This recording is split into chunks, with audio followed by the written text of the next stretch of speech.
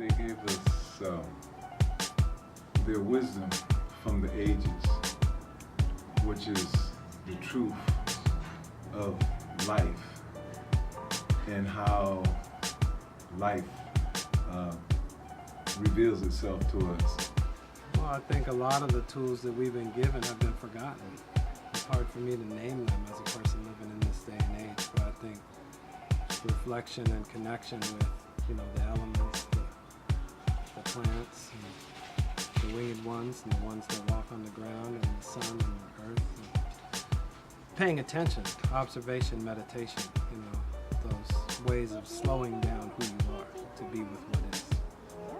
I mean, it's good to know where I'm coming from and also where some of my peers are coming from, because it gives me more of an understanding of like who I am and where I come from in general. Not only from like here in Oakland, but also like past generations, being able to really connect back to where I am from. Actually, it really makes me excited. I feel proud. And at the same time, I also feel irritated and annoyed, because we've done so much in history. We've done so much for history, and then people just don't acknowledge it. You know what I'm saying? But the more and more I find out, I feel empowered. Like I can do it. And that's what I'm trying to get most of my people to do, Learning about African American culture is real interesting. It excites me to really know what I'm comprised of and where I come from, what my background is, And for a lot of us as black people, we don't really know what our background is. Our background is kind of what we see, on TV, and that's kind of like what we adopt, and that's not necessarily, who we are. It's just what we've become.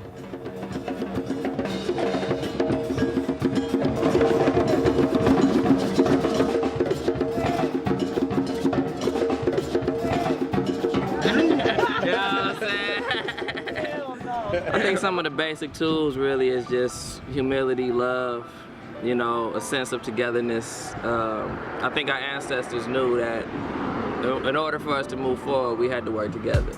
And I think we kind of lost that. I know even myself, I struggle with, connecting with other folks and coming outside of my own box. Being born and raised here in the States, everything is very individualistic, very materialistic. So I think just really getting back to the essence of what has value, what holds value, and that's, relationships, water, trees, land, I think that's really what the ancestors, in my opinion, wanted us to carry forward. I think one of the major components of health and wellness in our community is to remember what got us to this point, and that is loving and caring about one another in the community. There's so much violence now among our youth, and we've always thought of ourselves in community, and we cared about the community, the elders. That's how we made it through the experience that we've had since being kidnapped from our homeland and enslaved here in America. For me, it would be through the food that we eat. I think our wellness, the food that is being constructed now, has a great impact on people's ability to cope. And when we eat food from the earth, it somehow, and I haven't figured out on more the spiritual level, but on the biological level, it has the ability to keep us light. Where? Look around, dude. We're on there. You're on it. Remember, You're buddy? on her. She's holding you. Yeah? Right here. Definitely have some challenges within our communities around our health, mental, emotional, spiritual health, and I think some of the pieces I think that are most critical are just around self-love. Like when we have enough love for ourselves and we're able to change realities, make different choices, make plans and stick to those plans. I think this whole movement towards trauma-informed care is very important, because when I look at African American folks here, we've experienced a lot of racially based trauma.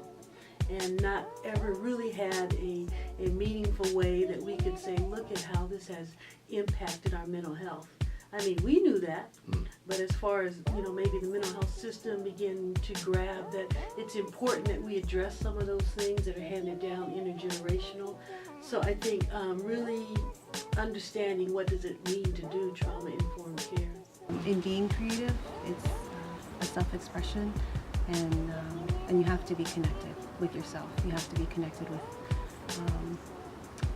something around you in order to express yourself.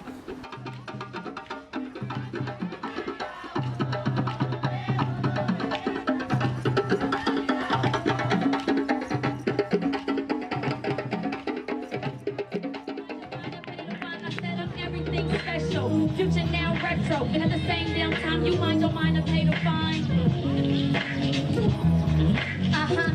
I think the message for the youth really is just knowledge yourself, know who you are. You know what I mean? Because if you know who you are, then no one can really tell you who you are. You're gonna know who you get are. back to the basics of human interaction, putting the iPod, the iPad, the iPhone down, and getting back to the basics of having human interaction. I think it's with each important other. for the young people to understand what love looks like too. There's so much of what we have had to do as a survival mechanism that it didn't really give us a chance to cultivate that love for each other. And I think that's part of the revolution that I see happening right now. Love yourself. Realize that you are a divine messenger and that you're here to teach and be a transmission, an agent of change and an opportunity for growth. That no one can define you but you. You gotta have another plan, another focus of another direction. It's okay not to go in that direction, but now you need to know what direction I am gonna go in. That's gonna let all the best of you be seen, so that they can see the real you, not from just the physical, but from the elevation of your true spirit of positiveness in the world.